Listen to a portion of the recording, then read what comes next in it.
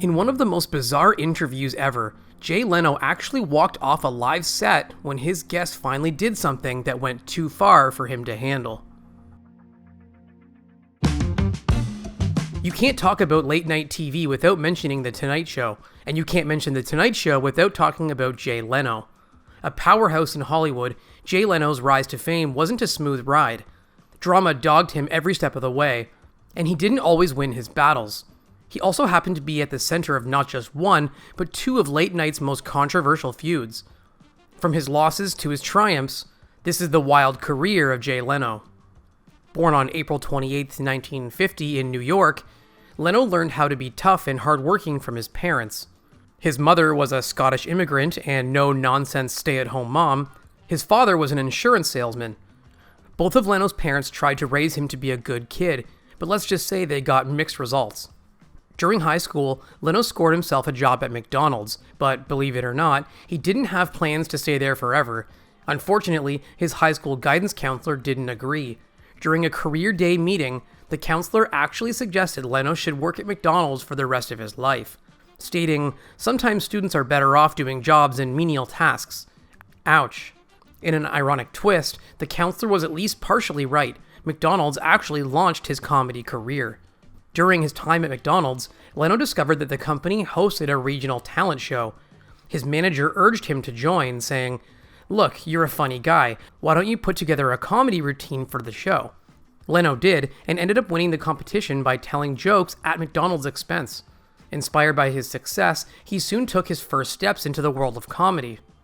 Leno got his first chance to perform at a venue called The Bitter End in Greenwich Village, but he had to audition first. On the day of the audition, he ran into a major setback. He had a sore throat.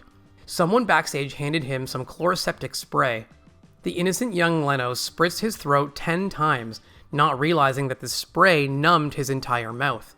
He got on stage, and his audition was a total disaster. Leno got on stage to do his routine, even though he sounded like he was speaking around a mouthful of cotton the entire time. New York City comedy audiences are infamously tough, and you can bet this didn't go over well. Luckily for Leno, the owner of The Bitter End took pity on him and invited him back to audition again the following week. His second audition went much better, and it landed him his first real gig. Knowing Leno's luck though, you can bet the first gig was also a complete fiasco. Unbeknownst to Leno, his father, proud that Leno managed to achieve something in life for once, called up all his relatives in New York to come see Leno's routine. When Leno got on stage, he was surprised and horrified to see his family members in the audience, which included a religious uncle and 2 young daughters. Leno's routine was not at all child-friendly. From here to here may be an improvement, all right? But you're still not walking around, pal. And needless to say, his uncle didn't show up to Leno's next gig. Still, Leno's intended audience seemed to connect with him. As he found more and more success with his gigs, Lady Luck finally started smiling on him. In a twist of fate, Leno bumped into director Ivan Passer at the Comedy Store in Los Angeles. Passer immediately told Leno he had a good face for a movie and asked him to join his project. Leno, in a surprising move, refused the role. You see, directors had offered him movie roles before, but they'd all turned out to be scams. A second chance meeting was the only thing that kept Leno from losing out on this career-changing opportunity. Passer really wanted Leno for this upcoming movie, Silver Bears. A couple of days later, Leno bumped into Passer again, and this time, Passer gave him the phone number to the production office. Leno realized that this was the real deal, so he jumped at the chance to actually act in a film. Silver Bears saw Leno working alongside big names like Michael Caine and Sybil Shepherd, and it was the movie that led him to meeting his biggest hero. On March 2nd, 1977, Leno made his first appearance on The Tonight Show to promote Silver Bears. This was a huge deal for the up-and-coming stand-up. The Tonight Show launched the careers of many comedians before him, and the host, Johnny Carson, was one of his personal heroes. Leno performed his routine, and even got some pointers from Carson on how to improve. Leno ended up appearing on the show several more times. After a rocky start, it felt like he was in heaven, until he hit a major roadblock.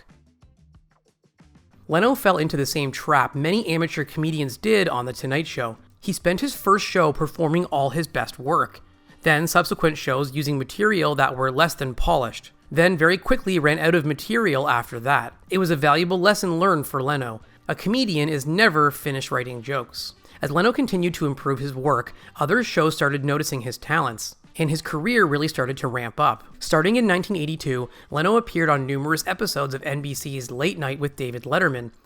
Leno always felt a bit awkward around the more established, older comedians, but with Letterman, someone around his own age, he could really ham things up with his off-the-wall humor. In fact, Letterman loved getting Leno riled up so much that it inspired the "What's Your Beef" segment on the show, which featured Leno riffing on whatever he found outrageous that day. What's my beef? Where's that cow? There you go. All righty. Leno did so well on Late Night that it caught the eyes of NBC bigwigs and put him on the path to stardom. Leno's ability to connect with a younger audience through his humor caught the attention of NBC executives at The Tonight Show. They invited Leno on as a regular guest host to fill in when Carson went off on vacation. Leno, ecstatic to be hosting for one of the biggest shows on late night television, said yes. Of course, this wouldn't be a story about Jay Leno without something going horribly wrong on his first day. On Leno's first day as guest host on The Tonight Show, guards barred him from entering the NBC studios. It was ridiculous. But they didn't believe this person they'd never seen before was hosting. In fact, most employees at NBC didn't believe he was a regular guest host, even after he had several shows under his belt. An interviewer at an NBC affiliate station actually once introduced him as Jay Leno, who claims to have hosted The Tonight Show. Leno soon came under Helen Kushnik's wing. Kushnik became Leno's agent and championed his cause. She worked hard and had the smarts to propel Leno's career forward. On the surface, it seemed that Kushnik had the ability to focus Leno's career and give it an end goal. The goal was to make him the new, permanent host of The Tonight Show. Simple, right? Well, underneath the surface was a darker story. Those working around Leno soon noticed that his relationship with Kushnik wasn't on equal terms. Kushnik had a tight rein on Leno's public persona and refused to let anything outside of comedy and hosting The Tonight Show distract him. Once, when Leno tried to suggest something new, Kushnik snapped at him that "You don't get paid to think, I'll think." Despite her behavior, she was doing a lot for his career, and soon, a golden opportunity presented itself to them. After decades of having the aging Carson hosting The Tonight Show, NBC executives decided it was time for a new host. NBC ultimately narrowed it down to Leno or Letterman. In response, another studio, CBS, swooped in and offered Leno a $6 million contract to do a job on their network instead. Despite the amazing offer, Leno had his heart set on The Tonight Show and did all he could to convince NBC that he was the right man for the job. In 1991, NBC announced Leno as The Tonight Show's next successor. This caught most people by surprise. Everyone in the industry, including Carson himself, thought Letterman would be the more natural successor. Letterman, in shock, left to host a competing show at CBS. Carson, who saw how toxic Kushnik's influence had become, gave Leno an ominous warning. "Be careful of those who work for you." It was a warning that Leno failed to heed. Leno took over as host for The Tonight Show, but critics and staff members noticed something seemed off about his performance. One NBC executive thought Leno seemed to be having trouble expressing his emotions to the audience and connecting with guests on the show. Others put it off as jitters or pressure from having to do a show every night. His staff, however, had an even darker theory. It quickly became clear to staff members that Kushnik, now executive producer of The Tonight Show, was too heavy-handed in her control over Leno. One staff member remarked, "She was so vicious to him in public and in private that I assumed they had a relationship that I couldn't possibly understand." Every time a staff member called her out, Leno, in denial, just pointed out the fact that the show still brought in good ratings. Things at work were getting tense, but soon a horrible tragedy put everything in perspective. In the same year that Leno took over The Tonight Show, doctors diagnosed his mom with lung cancer. She didn't make it past the following year. His dad rapidly deteriorated after his mom's passing. As Leno put it, he sort of lost his own will to fight. Soon, Leno lost his dad as well. From 2000 to 2001, California faced an energy crisis that forced rolling blackouts throughout the states. This put The Tonight Show into hot water when the blackouts hit them too. With no studio lights, Leno once did an entire show in the dark with only flashlights and candles on set. Although the episode didn't end up airing, Leno and his team managed to keep the energy of the audience up for a successful show. Leno's ability to make the best of things came in handy when he, along with the rest of America, faced one of the darkest moments in the nation's history. The September 11th attacks marked one of the worst tragedies in American history. For the first time since the show's inception, Leno took The Tonight Show off the air for about a week, in solidarity with other similar talk show programs. In light of this tragedy, the press faced Leno with a huge question. Should his show, with its lighthearted sense of humor, air during such a dark time? A week later, Leno gave a surprising answer. The Tonight Show's first episode to air after the September 11th attacks was a subdued and solemn one. Leno opened the show by paying tribute to the rescue workers across America, as well as those that had lost their lives. As for the show's naysayers, Leno explained that he wanted the show to be a bright spot in people's day, a way to escape from reality, just for a moment. On May 12, 2003, daytime news anchor Katie Couric proposed a little publicity stunt. She and Leno would swap jobs for a day. That day, Couric hosted The Tonight Show, while Leno acted as the news anchor. Critics expressed some heavy skepticism. Did Jay Leno have the political acumen needed to fill a news anchor? Leno's performance ended up surprising critics and fans alike. Leno ended up shocking his critics with well-thought-out and intelligent questions. He asked the then Secretary of State, Colin Powell, several charged questions about foreign affairs and even managed to read off of a teleprompter, despite his dyslexia. Throughout his career, Leno seemed to have an uncanny ability to cope with just about anything, but that doesn't mean that wild guests didn't test him. Just 2 years into his tenure as host, an unforgettable guest arrived at his studio. Comedian Bobcat Goldthwait, in the middle of his interview with Leno, set his chair on fire as a joke. Leno, cool as a cucumber, just sighed and put out the fire with his cup of coffee, before forcing Bobcat to sit back down on the half-burnt, coffee-drenched chair. It was a memorable episode of television, but it was far from the most scandalous moment on Leno's show. During the same year that he swapped places with Couric, Leno had famed director Quentin Tarantino on The Tonight Show. Tarantino was supposed to promote his movie Kill Bill, but he couldn't due to a ridiculous reason.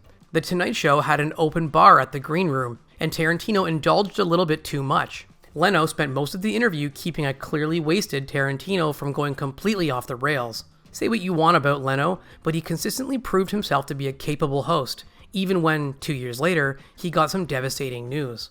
January 23, 2005, proved a dark day for all those in the world of television. It was the day of Johnny Carson's passing, and it rocked the world of American TV. For Leno, who looked up to Carson as a hero, this news was a huge blow. Despite their rocky history, there was no question that Carson shaped Leno's career. As a gesture of respect, Leno did the only thing he could do as the host of The Tonight Show. Leno dedicated an entire episode to the life and career of Johnny Carson. He opened the show with a monologue honoring him and stated, "As a performer, I don't think I ever wanted to impress anyone more than Johnny Carson. He had that effect on all comedians." As the show continued, each of the guests shared fond memories of working with Carson. It was a fitting way for Leno to pay tribute to his personal hero. In 2005, the courts called on Leno to testify in Michael Jackson's trial. As a result, Leno could not talk about the case on The Tonight Show, nor could he make jokes about Jackson. With the trial being the hottest topic on television, Leno couldn't afford to not talk about it on the show, so he had his team put their heads together and found a legal loophole. Even though Leno himself couldn't talk about Jackson, he and his team realized that they could still feature jokes about Jackson on The Tonight Show, as long as other people presented the jokes for him. Leno brought on several guest comedians to make jokes about Jackson, while he himself stood off to the side, laughing along with the audience. After his long tenure as the host of The Tonight Show, Leno found success elsewhere. Even during his Tonight Show days, professionals in the automotive industry recognized Leno as an automotive authority. He had a private collection of rare and expensive cars, and wrote several articles about them. It's no surprise that Leno has moved on to YouTube, and is now hosting a show called Jay Leno's Garage. At 70 years old and still going strong, Leno continues to entertain viewers all over the world. Throughout the entirety of his career at The Tonight Show, Leno continued to do stand-up performances, effectively earning dual incomes. His current net worth is sitting at $450 million. On November 5, 2007, all 12,000 members of the Writers Guild of America went on strike. Guild members demanded better work conditions and wages, which several studios, including NBC, refused to grant. Leno, for his part, backed members of the Writers Guild, even going as far as to bring donuts and coffee to the picket lines to keep the spirits of the strikers up. Despite this, his other actions both alarmed and confused members of the Guild. Leno had 80 staff writers for The Tonight Show, all panicked at the thought of losing their jobs. In response, Leno told them not to worry, saying, I can't get into details, but nobody will miss a car payment or lose their house. We're family, trust me. I'm going to take care of this. It was a huge relief for many of the writers. A couple of days later, his promises proved empty. NBC hit Leno's writing staff with devastating news. They were all fired. Leno failed to uphold any of his promises to them. It shouldn't be surprising, then, that many of his staff turned on him. Despite the bad press, he continued to bring in viewers to the show, and the Guild just couldn't touch him. He seemed unstoppable, until the day it all came crashing down. During contract negotiations with NBC, executives dropped some terrible news on Leno.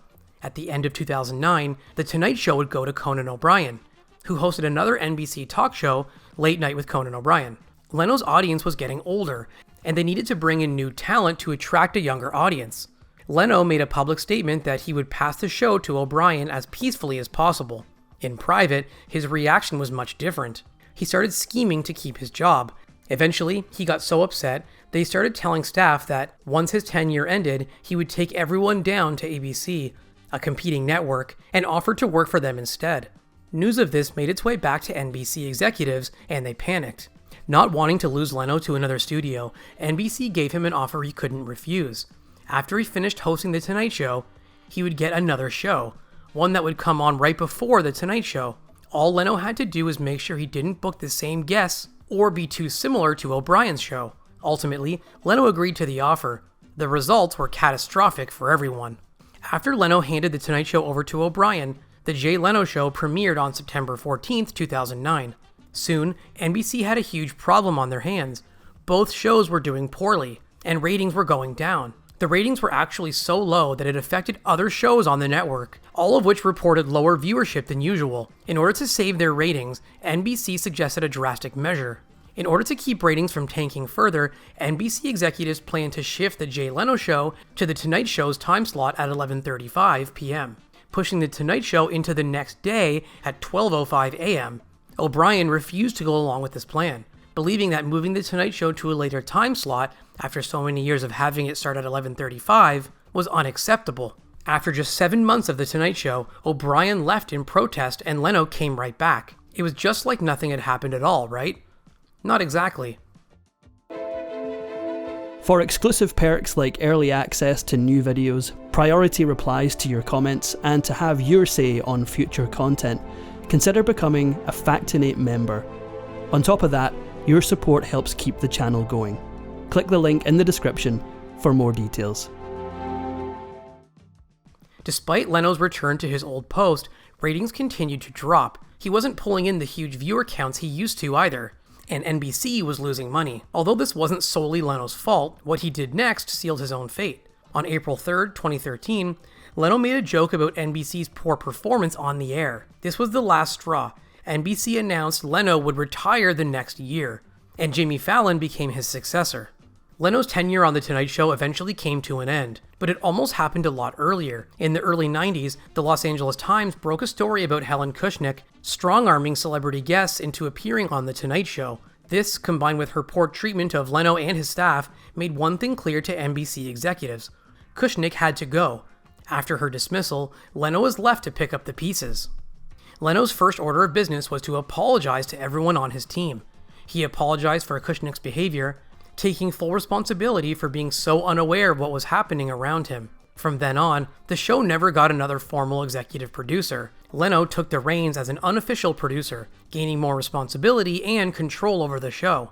The most controversial episode of Jay Leno's career aired on November 30th, 1995, when Howard Stern made an appearance on The Tonight Show. He brought along 2 bikini-clad actresses, and in a move that caught even Leno off guard, directed them to kiss in front of the camera. Leno hastily tried to continue the show, only for Stern to start acting inappropriately with one of the ladies. The audience went nuts, cheering raucously and encouraging his antics. Leno, outraged, walked off the set. The next day, Leno mercilessly ripped into Stern. NBC edited out the notorious kiss for home viewing, but Leno was still livid with Stern. The next day, Leno got a hold of Stern and berated him for ruining the show with his shock tactics and debauchery, stating that he was disappointed and didn't find the bit funny. Unsurprisingly, Leno never invited Stern onto the show ever again. although Stern tried to bait him into several public feuds over the following years. I know I always bring up Jay Leno every time I come on here, but this is blowing my mind. Jay Leno recently... If you enjoyed this Factinate video, give it a thumbs up and subscribe for more incredible stories. Want a say in who we cover next? Join our membership program through the link in the description for exclusive perks. Your support means everything to us. Thank you for watching, and we'll see you in the next one.